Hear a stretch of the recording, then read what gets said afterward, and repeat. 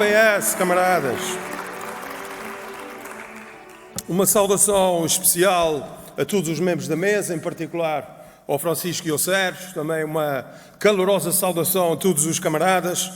Eu venho aqui falar-vos à razão e ao coração e também fazer um apelo à responsabilidade. Da responsabilidade que o PS tem de reconciliar os açorianos com a esperança e a confiança no futuro. Ao contrário do que pensa a coligação que nos desgoverna, as autonomias regionais não foram consagradas para ser um bazar de benesses, nem para os governos estarem permanentemente em campanha para agradar a todos. O autogoverno dos Açores foi instituído para tratar o conflito central da democracia, o equilíbrio entre o que a justiça impõe e as disponibilidades financeiras permitem. A resposta pode ser ideológica, mas deve assentar na responsabilidade. A responsabilidade que tem faltado ao Governo dos Açores e que está a levar a região para o abismo. Depois de 2 anos a garantirem-nos que teríamos um orçamento de endividamento zero, o Tribunal de Contas confirma que ao longo do último ano, ao longo de 2023, a dívida regional aumentou 3,2 milhões de euros por semana, ou se preferirem, 458 mil euros por dia.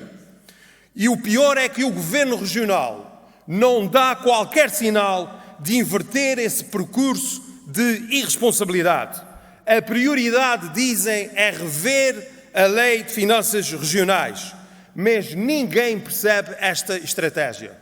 Primeiro era o consenso nos Açores, depois já era um consenso com a Madeira, depois era um grupo de trabalho que entretanto foi suspenso em novembro, depois era um gabinete de estudos de advogados no continente que ia fazer uma proposta, depois era um estudo sobre os sobrecustos da autonomia regional, cujas conclusões não foram divulgadas, e o resultado é que 3 anos depois nós continuamos na estaca zero e era muito difícil fazer pior. A revisão da Lei de Finanças Regionais, camaradas, é mais um exemplo do drama da governação dos Açores. A falta de liderança, a falta de visão, a indecisão e o consequente desnorte. Nós estamos numa situação em que o Governo está a destruir a autonomia e a levar a região à falência, tal como em 1996. Por isso, temos dito, e é importante que o PS interprete isso devidamente, nós devemos preferir ser impopulares, se for o caso disso, a ser irresponsáveis, como a coligação está a demonstrar. Nós temos que afirmar uma alternativa reformista, de confiança, mas responsável. E o que dizer da reputação internacional dos Açores? O que dizer das declarações do Sr. Vice-Presidente do Governo em julho, em Angra do Heroísmo, numa reunião da OCDE, em que disse que os Açores não podem ser vistos como responsáveis pelas alterações climáticas, acrescentando que a região não pode ser sujeita às regras apertadas que se exigem aos outros. Ou seja, nós estamos perante um negacionismo sofisticado, nós estamos perante uma nova versão de os ricos que paguem a crise. Tempos houve em que os Açores eram conhecidos internacionalmente como uma região que liderava grandes causas, incluindo a causa ambiental. Hoje isso já não acontece. Hoje os Açores estão pelas ruas da amargura. As frases do Sr. Vice-Presidente do Governo causaram um tremendo dano reputacional aos Açores. E é bom que se diga que nós fomos das primeiras regiões da Europa a aprovar um plano regional de combate às alterações climáticas e hoje temos um governo que pura e simplesmente mete tudo isso na gaveta e não se quer comprometer com aquilo que é uma verdadeira ameaça existencial e que tanto preocupa a juventude e particularmente também a juventude dos Açores. É uma tragédia que tenhamos responsáveis políticos que acham que nós somos pequenos e, de facto, geograficamente e populacionalmente nós podemos ser pequenos, mas isso não nos deve deixar de nós termos a ambição de ser grandes na luta das grandes causas do nosso tempo e, infelizmente, o Governo abdicou de tudo isso. E se nós retirarmos aquilo que se está a passar no setor turístico e com a natural consequência que isso tem ao nível do mercado de trabalho, em que os Açores estão a beneficiar, através também do trabalho muito empenhado de muitos privados, daquilo que é um fluxo global em que nós estamos, de facto, a retirar essas oportunidades, mas se nós retirarmos o turismo, que é o manto dourado sobre a nossa economia, tudo o resto ou está mal ou está parado. Vejam aquilo que acontece na agricultura. O colapso total da estratégia do Governo de abater efetivo para combater, para regular e manter o preço do leite. Vejam o que está a acontecer na habitação, com cada vez mais famílias impossibilitadas de poder comprar uma habitação. Os dados estão a piorar, não é anualmente, é trimestralmente, nos principais núcleos urbanos dos Açores. Vejam na pobreza, como já foi aqui dito, nós temos os piores indicadores do país e pioramos todos os indicadores que nós tínhamos vindo a recuperar nas últimas décadas. Na educação, o que está a acontecer é uma tragédia. A secretária regional mostra-se completamente conformada, completamente impotente para conseguir captar alunos para todos os estudantes dos Açores. Nós estamos condenando centenas de adolescentes de todas as ilhas, em particular das ilhas mais pequenas, a ficarem para trás e a perderem as oportunidades.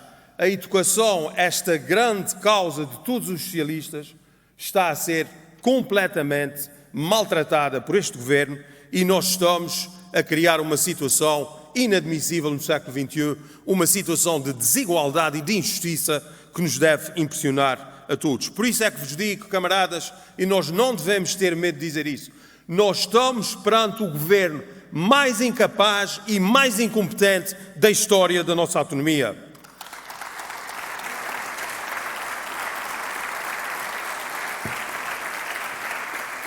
O Governo colapsou e cada vez mais pessoas se apercebem disso. Por isso o PS tem que apresentar respostas para esses gravíssimos problemas e tem que ter a capacidade de conseguir conquistar a confiança dos açorianos e construir a sua alternativa. Não faltam, portanto, temas para o PS se afirmar na defesa de causas e projetos centrados naquilo que são prioridades que devem ser defendidas de forma permanente e consistente. Nós não podemos deixar, como aconteceu no passado, cair as nossas principais causas. Nós precisamos também de olhar a longo prazo, o que implica esquecer aquilo que muitas vezes enerva muitos camaradas. Nós não podemos fazer política com base na reação a títulos de imprensa. Nós temos que ter 4 ou 5 grandes causas que os açorianos partilhem, 4 ou 5 grandes preocupações e insistir permanentemente nestas causas, porque é assim que se constrói o núcleo central de uma alternativa política. Termino endereçando os parabéns ao Francisco e à sua eleição e saudando pela moção que apresentou aqui ao Congresso, bem como uma alteração estatutária que valoriza o sindicalismo e que também coloca uma prioridade nas questões do trabalho. Considero que isso é da maior importância. O PS é um partido de esquerda, defende a justiça social, a liberdade, as grandes nossas causas históricas, mas também é um partido que defende as minorias culturais, étnicas, sexuais, também defendemos os direitos dos animais, também defendemos outras causas fraturantes que todos conhecem, mas isso não pode levar-nos a cometer o erro que vários partidos de esquerda na Europa cometeram, que é dar a sensação que nós perdemos o contacto com a realidade e que nós abandonamos as causas do mundo do trabalho, que nós já não temos como prioridade tratar dos problemas daqueles que vivem do rendimento do seu trabalho e daqueles que vivem de uma pensão de reforma depois de uma vida inteira a trabalhar. O PS tem que ter estas áreas como a sua prioridade, não abandonando as outras áreas, não abandonando esses outros temas, mas estas questões sociais e laborais são fundamentais para que o PS continue a ser o partido que representa a esmagadora maioria dos açorianos, e isso é um trabalho que parece-me está no bom caminho pelo aquilo que está aqui a ser feito. Estes compromissos, todos esses compromissos, permitem ao PS Açores afirmar o PS como esta grande instituição, este grande bastião da defesa da liberdade, da democracia e da autonomia. E por isso o novo futuro, a quem eu desejo os maiores sucessos, também não pode esquecer o velho passado do PS de quase 52 anos. É um património político que nos deve orgulhar e é um património político que tem que ser ocasionalmente relembrado.